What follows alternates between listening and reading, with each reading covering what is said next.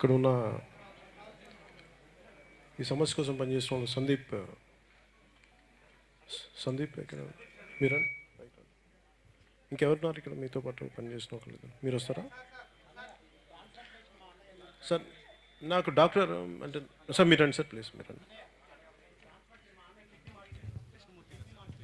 కృష్ణమూర్తి గారు రండి ప్లీజ్.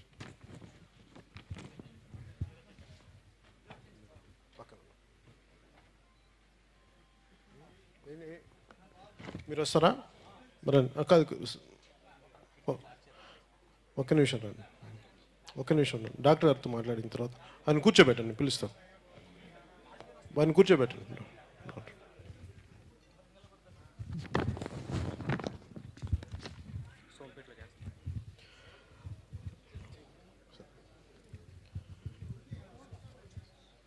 ఈ ఉద్దానం కిడ్నీ సంబంధించిన డాక్టర్ కృష్ణమూర్తి గారు మాట్లాడతాను. చెప్పండి సార్. ఈరోజు ఇక్కడికి వచ్చినటువంటి కిడ్నీ బాధితులకి, అలాగే వారి గురించి తెలుసుకోవడానికి వచ్చినటువంటి పవన్ గారికి హృదయపూర్వక నమస్కారాలు తెలియజేసుకుంటున్నాను. నేను ఇక్కడ సోంపేటలో 1992 ప్రాక్టీస్ నా కొలీగ్ డాక్టర్ శివాజీ గారు కలిసి స్టార్ట్ చేశాం. 1995లో ఒక ఫిజిషియన్తో మాట్లాడి ఇక్కడ ఎక్కువగా రక్తహీనత ఉంది, ఎనీమియా, కారణం ఏంటి? అప్పుడే మాకు ఇక్కడ టెస్ట్లు ఏంటి ఉండేవి కాదు, ఒక హీమోగ్లోబిన్, యూరిన్, ఆల్బిన్, షుగర్ అంతే. అంటే రకరకాలు మేము డిస్కస్ చేసుకున్నప్పుడు కిడ్నీలో ఒక ఎంజైమ్ సెక్రీట్ అవుతుంది, దానివల్ల అది కిడ్నీ ప్రాబ్లం ఉన్న కూడా రావచ్చని అన్నారు. అప్పుడు ఒక ల్యాబ్ టెక్నీషియన్కి వైజాగ్ పంపించి ఆ టెస్ట్లో ఆయనకి ట్రైనింగ్ ఇప్పించి అక్కడి నుండి చేయడం మొదలెట్టాం. రోజు ఎవరు నీరసమని వస్తున్నా, ఎవరికి తక్కువగా రక్తహీనత ఉందని తెలిసిన, హిమోగ్లోబిన్ తక్కువ ఉందని తెలిసిన టెస్టులు చేసిన తర్వాత చాలా ఎక్కువగా కనిపించాయి. ఉద్దానం ప్రాంతం నుండి మాకు ఎక్కువగా వచ్చేవారు. అప్పుడు మేము మరి లోకల్గా ఉన్నటువంటి ప్రశ్న పట్టుకొని మరి ప్రతిరోజు ఇంచుమించుగా మేము ప్రయత్నం చేశాం. అలాగే రాజకీయ నాయకుల్ని, రాజకీయ పార్టీలని, ప్రభుత్వ అధికారుల దృష్టిలోకి తీసుకెళ్ళడము, ఈ నేటికి కూడాను సరైనటువంటి నిర్దేశం ఏంటి జరగలేదు. ఇప్పటికీ చాలామంది చనిపోయారు. ఇప్పుడు మీరు స్టేజ్ ద్వారానే ఇక్కడ ఉన్నటువంటి ప్రజలు చెప్పినటువంటి విన్నారు. నేను వేరే చెప్పనవసరం లేదు దాని గురించి. చాలా బాధగా ఉంది మాకు. ఎందుకు ఇక్కడ ప్రాక్టీస్ చేస్తున్నాం అనండి, ఎందుకు ఏమీ చేయలేని పరిస్థితి.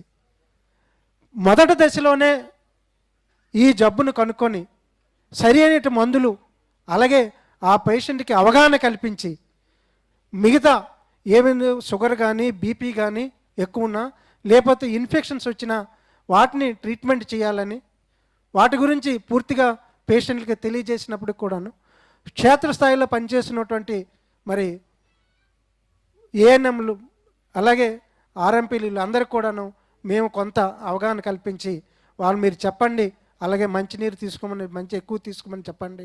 ఎందుకంటే ఉద్దానంలో నీడ పట్లు ఉంటున్నారు కాబట్టి తక్కువ నీరు తీసుకుంటున్నారు.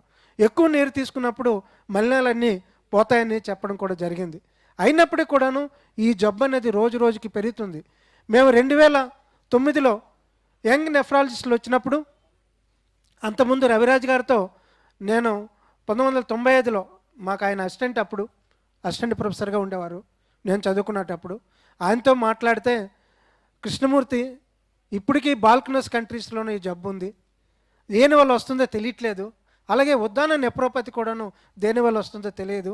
సరే ఏదైనా ఎక్కడైనా ల్యాబ్ డెవలప్ చేసి మనమేనా చేస్తే నేను నా వరకు నా సహకారం అందిస్తానంటే అది ఎక్కువ డబ్బులతో కూడుకుంది, ఖర్చుతో కూడుకుంది, మన ప్రభుత్వం పూనుకోవాలంటే మీరు ఏదైనా ఆలోచించండి సార్, మీరు చేయగలరు కదా అని చెప్తే, అప్పటి నుండి ఇప్పటి వరకు ఆయన డిఎంఈ అయ్యారు.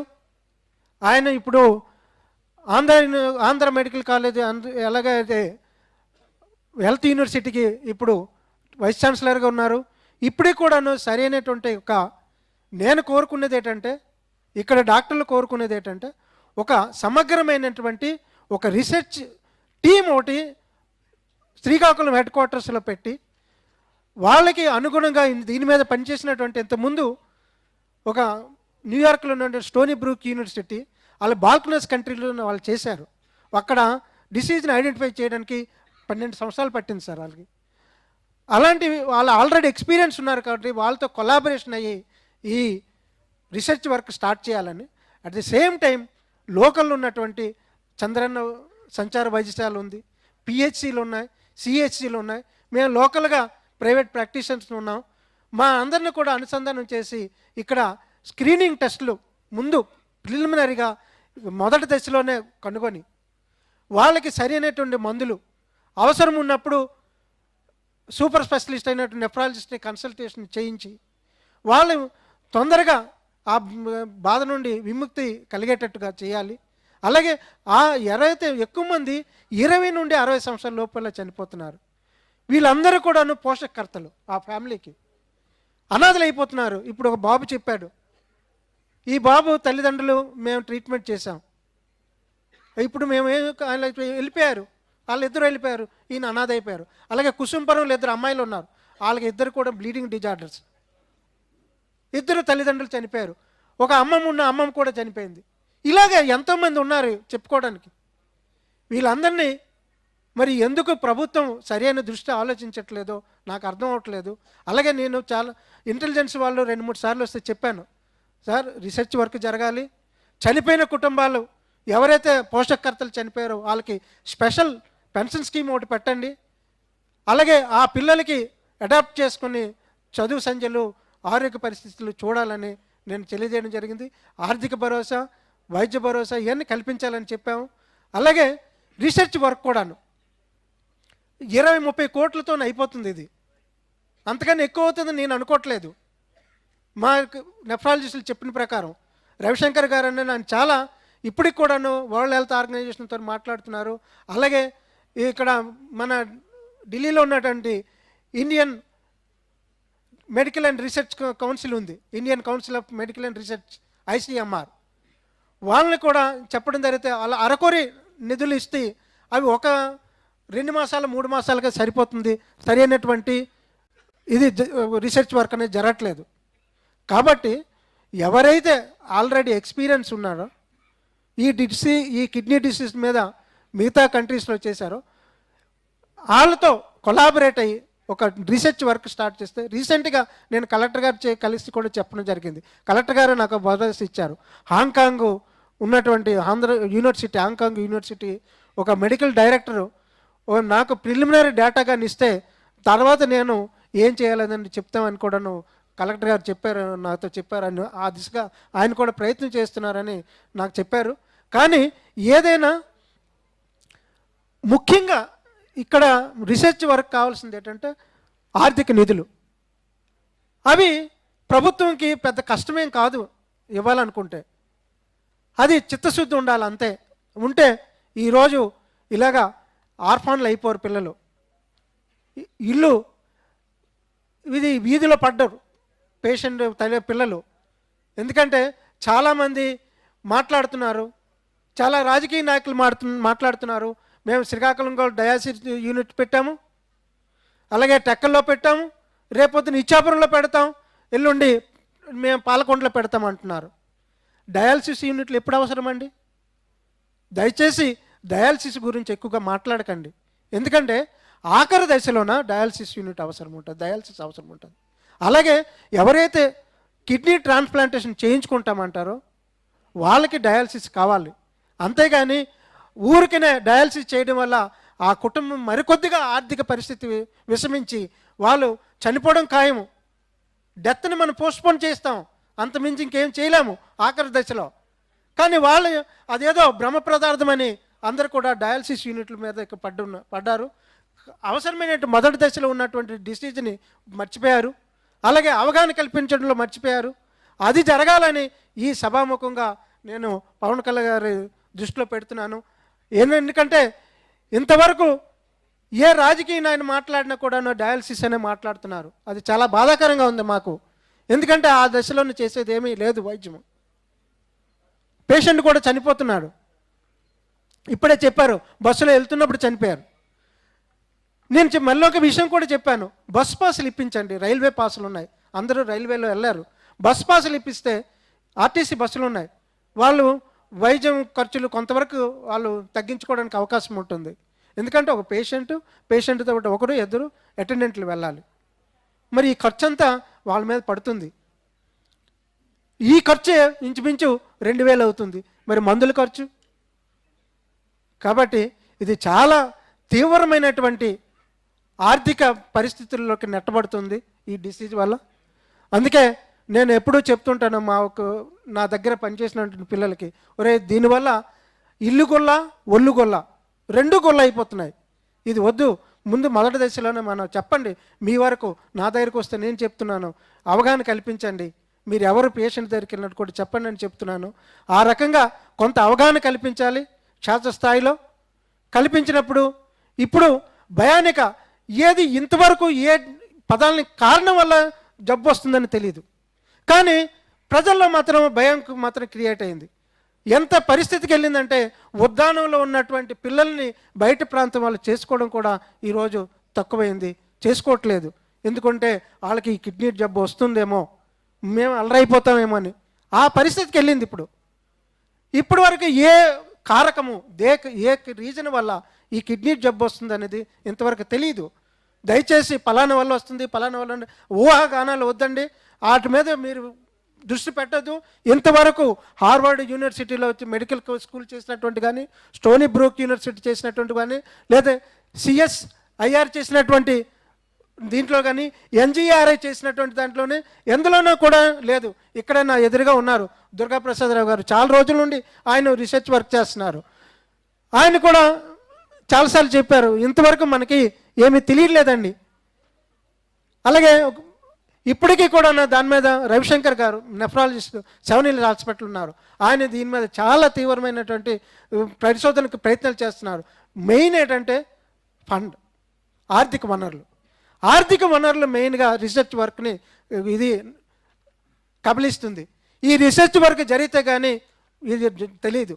కాబట్టి మరి నేను ఈ స్టేజ్ ద్వారా జనసేన అధ్యక్షులైనటువంటి పవన్ గారిని కోరుకునేది ఏంటంటే, ఒకటి మొదటి దశలో డిసీజ్ ఐడెంటిఫై చేసి మందులు ఇప్పించడము, 2 ఏదైతే రీసెర్చ్ వర్క్ జరిగి కారకాలు తెలుసుకోవడం, 3 చనిపోయిన కుటుంబాల్లో ఉన్నటువంటి ఆర్థికంగా క్షీణించినటువంటి స్పెషల్ పెన్షన్ స్కీమ్ పెట్టాలని, అలాగే 4 ఎవరైతే సూపర్ స్పెషలిస్ట్ తాలూకా నెఫ్రాలజిస్టుల తాలూకా కన్సల్టేషన్ తీసుకోవాలనుకున్నప్పుడు వాళ్ళకి వైజాగ్ కానీ వెళ్ళడానికి, ఎందుకంటే శ్రీకాకుళం వరకు కూడా నెఫ్రాలజిస్ట్ లేరు. ఇప్పుడు కిమ్స్ వచ్చి ఆ కిమ్స్తో కొంత ఇప్పుడు జరుగుతుంది, వాళ్ళకి బస్ పాసులు ఇప్పించాలని ఈ రకమైనటువంటి కొంత ఈ DME 2013లో ప్రభుత్వానికి ఒక యాక్షన్ ప్లాన్ సబ్మిట్ చేసింది. నేను అది ఇప్పుడు పవన్ గారికి ఇవ్వాలనుకుంటున్నాను. అందులో క్లియర్గా చెప్పారు ఏంటంటే చేయాలి, ఎవరెవరు ఏం చేయాలి.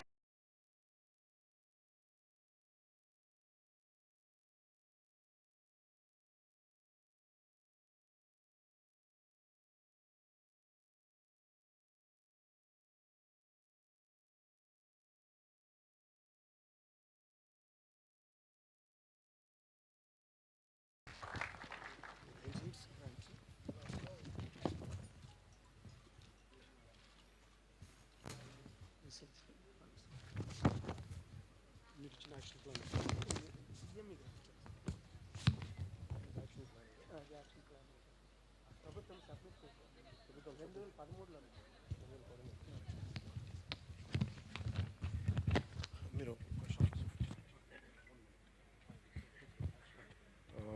దుర్గాప్రసాద్ గారు మాట్లాడు. ముందు ఈ 20 సంవత్సరాల నుంచి బాధపడుతున్న మన ఉద్దానం ప్రాంత కిడ్నీ వ్యాధుల నుంచి దయ ఉంచి మన పవన్ కళ్యాణ్ గారు వచ్చినందుకు ఆయనకి హృదయపూర్వకంగా కిడ్నీ బాధితుల తరపున నేను ధన్యవాదాలు తెలియజేస్తున్నాను. ఈ వ్యాధి ప్రపంచంలో 3 ప్రాంతాల్లో ఉంది ప్రస్తుతానికి. ఒకటి సౌత్ అమెరికా కంట్రీస్ అయినటువంటి నికరాగోవా, ఈ సాల్విడార్, తర్వాత శ్రీలంక, 3వ ప్లేస్ మన ఇండియాలో ఉద్దానం ప్రాంతం. ఆ మిగతా 2 ప్రాంతాల్లో కూడా ఆ కంట్రీలు WHO సమగ్రమైన రీసెర్చ్ జరుగుతోంది. ఆ ప్రభుత్వాలు కూడా ప్రత్యేకమైన శ్రద్ధ చూపిస్తున్నాయి వాటిపైన. అక్కడ జరిగిన శ్రద్ధ ఏంటంటే రీసెర్చ్తో పాటు పేషెంట్లకు కావలసినటువంటి ట్రీట్మెంటు, వాళ్ళకి మందులు అవన్నీ ఒకవైపు సమకూరుస్తూ రీసెర్చ్ చేస్తూ బేసికల్గా అక్కడ ఎలాంటి మోడల్ పెట్టారంటే శ్రీలంకలో ఫస్ట్ ఇప్పుడు మన వైపు అందరూ ప్రతి ఒక్కరు మనం అనుమానిస్తున్నది వాటర్ అనుమానించి కాబట్టి అందుకోసం మనకి హైవే ఇటువైపు ఉన్నంత వాటర్ అనుమానిస్తున్నాం కాబట్టి ఆర్ఓ ప్లాంట్స్ పెట్టి హైవేకి అటువైపు ఆ వాటర్ ప్లాంట్ ఆర్ఓ ప్లాంట్లు పెట్టి లారీల ద్వారా ప్రతి గ్రామానికి ఏ ఎఫెక్టెడ్ విలేజెస్ ఉన్నాయో వాళ్ళకి per head 5 litres water drinking and cooking, మిగతా సర్ఫేస్ వాటర్ మిగతా యూటిలిటీస్కి యూజ్ చేయొచ్చు అండి. అలా సప్లై చేసి డాక్టర్ గారు చెప్పారు డయాలసిస్ ఎండ్ స్టేజ్, అది 6 months to 1 year కంటే ఆ పేషెంట్ బతకడు. ఆయన కోసం ఇంకొక పేషెంట్ ఇంకొక అటెండెంట్కి ఇచ్చే ఆయన ఉపాధి ఈయన ఉపాధి పెట్టి మొత్తం ఇల్లంతా ఖాళీ అయిపోతుంది. కాబట్టి అది కాకుండా మొత్తం మాస్ స్క్రీనింగ్ 120 గ్రామాలు ఉన్నాయి ఈ ప్రాంతంలో మొత్తం ఎఫెక్టెడ్ విలేజెస్. ఈ 120 గ్రామాల్లో మొత్తం 1,50,000 మంది మాస్ స్క్రీనింగ్ చేసేస్తే ఎవరు ఫస్ట్ స్టేజ్లో ఉన్నారు, సెకండ్ స్టేజ్లో ఎవరు ఉన్నారు, అలాంటి వాళ్ళకి మనం ట్రీట్మెంట్ ఇస్తే వాళ్ళని మనం ఇంకో 10 సంవత్సరాలు 15 సంవత్సరాలు కాపాడగలం. కాబట్టి ఈ 3, 5, 4 స్టేజ్ వచ్చే వాళ్ళకి ట్రీట్మెంట్ ఇవ్వడము, డయాలసిస్ చేయడం అంటే చెయ్యొద్దని అనట్లేదు నేను, అప్పుడు మనం చాలా లాస్ అయిపోతున్నాం. కాబట్టి ఈ విధంగా ఒక టాస్క్ ఫోర్స్ శ్రీలంకలో ప్రెసిడెన్షియల్ టాస్క్ ఫోర్స్ అని వేశారు అక్కడ. కాబట్టి ఇక్కడ కూడా గవర్నమెంట్ ఆఫ్ ఇండియా నుంచి ప్రైమ్ మినిస్టర్ టాస్క్ ఫోర్స్ చేస్తారా లేదా state level chief minister task force చేస్తారా, దాంట్లో మాలాంటి ఎక్స్పర్ట్స్, సైంటిస్ట్ అండ్ డాక్టర్స్ అందరు కలిపి సోషల్ వర్కర్స్ వీరందరితో ఒక 40-50 మందితో WHO శ్రీలంకలో అదే మోడల్లో చేశారు. కాబట్టి ఆ విధంగా మీరు ప్రభుత్వానికి ఏ ప్రభుత్వానికి కానీ చెప్తే మేము ready to work with local people. Thank you sir.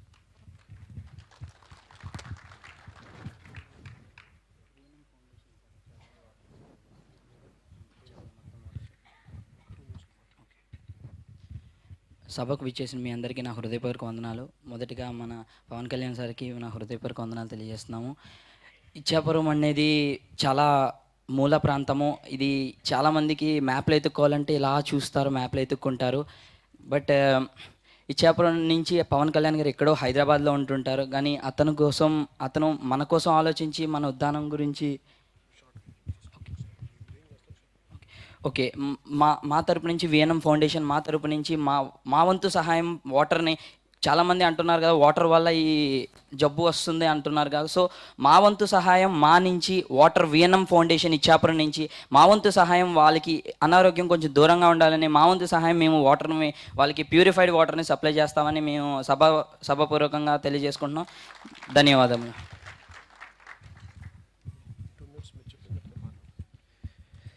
ఇది ఉద్దానం అనేది ఒక సామాన్య సమస్య కాదండి.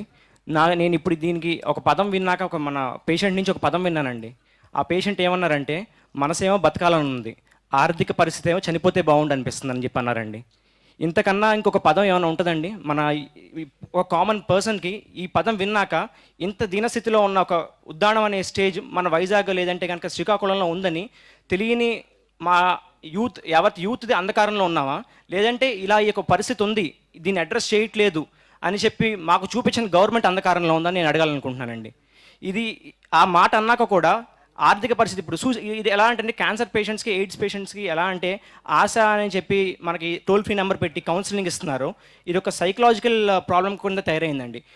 ఇది మనకి క్రియాటిన్ లెవెల్స్ ఎక్కువ అవుతున్నాయేమో అని టెస్ట్లో తెలిస్తే ఎక్కడైతే మనకి క్రియాటిన్ లెవెల్స్ పెరిగితే నేను డయాలసిస్ చేయించుకుంటే అప్పులు పాలైపోతే నేను చనిపోయినాక నా కుటుంబం వీధిని పడుతుంది అని చెప్పే ఉద్దేశంతో చాలామంది పేషెంట్స్ అనేవాళ్ళు సూసైడ్లు కూడా ప్రిఫర్ చేస్తున్నారండి. ఇది చాలా దయనీయ స్థితి అండి. సో దీని గురించి అవేర్నెస్ క్యాంపెయిన్ పెంచాలి, ముందుగానే స్క్రీనింగ్ లెవెల్లోనే దీన్ని అరికట్టాలండి. దీనికోసం ఇప్పుడు పవన్ కళ్యాణ్ గారు రావడంతో యావత్ యూత్కి కాదండి ప్రపంచం వ్యాప్తంగా కూడా యూత్ అందరికీ కూడా అవేర్నెస్ అంటూ వచ్చిందండి. ఇక్కడి నుంచి కూడా యూత్ అంతా రెడీగా ఉంటారు పవన్ కళ్యాణ్ గారు ఏం చెప్పినా ముందుకు సిద్ధంగా నడవడానికి. మా వంతు సాయం మేము చేస్తామండి.